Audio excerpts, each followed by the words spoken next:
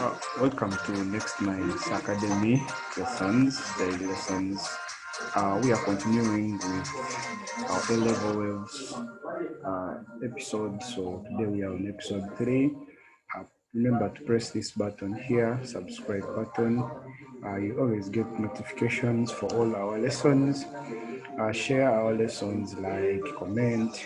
Also visit this website here to download some of the important information that you may want to use. Indeed, learning starts with us.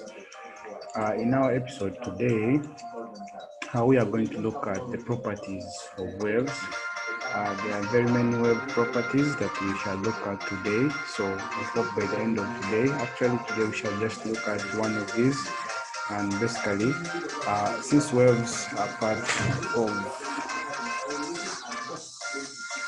they have various properties. The first one is that waves can be refracted, waves can be reflected, waves can be diffracted, and also waves can be interfered with.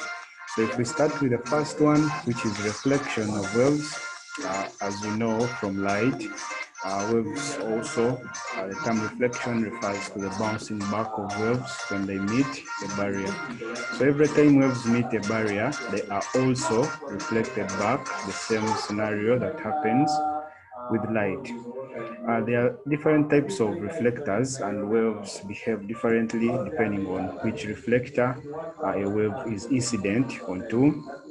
So if you look at straight waves incident on a plane reflector, and we see how the waves are reflected from a plane reflector. So for a plane reflector, the waves, of course, we can see the incident waves, plane waves or straight waves, which are incident on a plane reflector. A plane reflector is also a straight barrier. It's a straight barrier. You can see how it is. It is a straight one.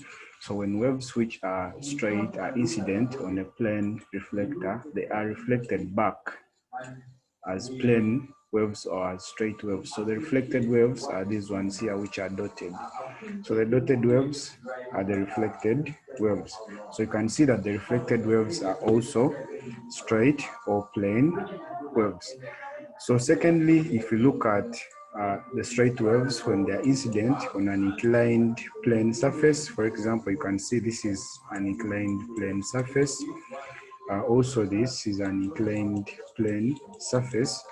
So if the incident waves are straight, like in this case here, you can see the incident waves are straight. The incident waves are these ones which are bolded. They are reflected in this way here. This is how they are reflected. These dotted lines, they represent the reflected wave. So if they are incident in this way, if the incident waves are like this, they are reflected as or in this direction, but the direction is this actually, but they are reflected as straight or plane waves from an inclined surface, which is an inclined reflecting surface. So also mark the direction in which the reflected wave moves to. Okay, so meaning that whenever you're dealing with waves, you also have to mark the direction of the reflected wave. So if we look at circular waves which are incident on a plane reflector, so you can see if circular waves from this is the source of the circular waves, if they are incident in this direction, as you can see, they are reflected in the opposite direction like this, but the shape of the wave changes. As you can see, the reflected wave, how the shape has changed.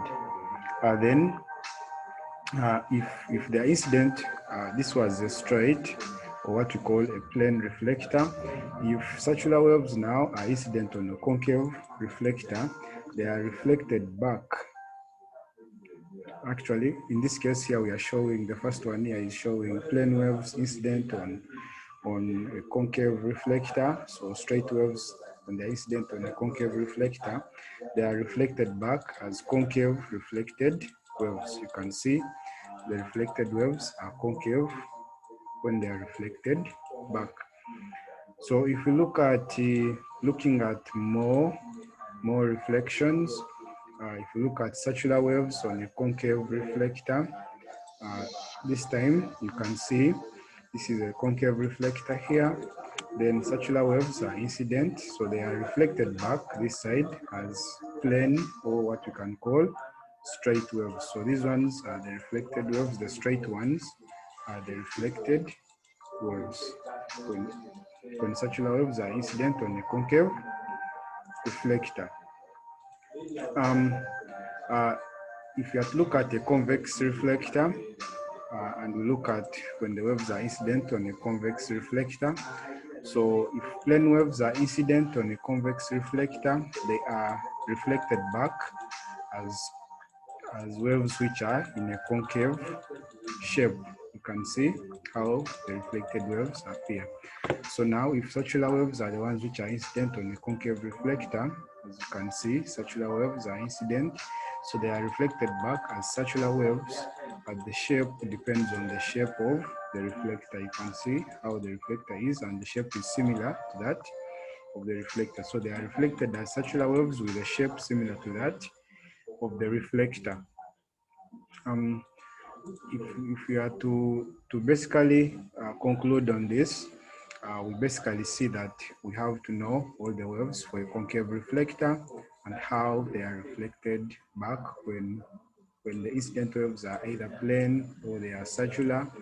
Then we also have to take into consideration what if it is a concave reflector, as we had seen on top. It is a concave reflector, as we had seen here. This is what happens here. You can see for incident waves which are straight or plane, for incident waves which are circular, we should also take note of how they are reflected back. Then also, an inclined reflector is very, very important, as we had seen. If the reflector is inclined like here, and then if the reflector is plane but the incident waves are circular, and then if the incident waves are straight or plane and the reflecting surface is also plane. Otherwise, that's it for today. We meet for our next episode tomorrow. Stay on. Thank you.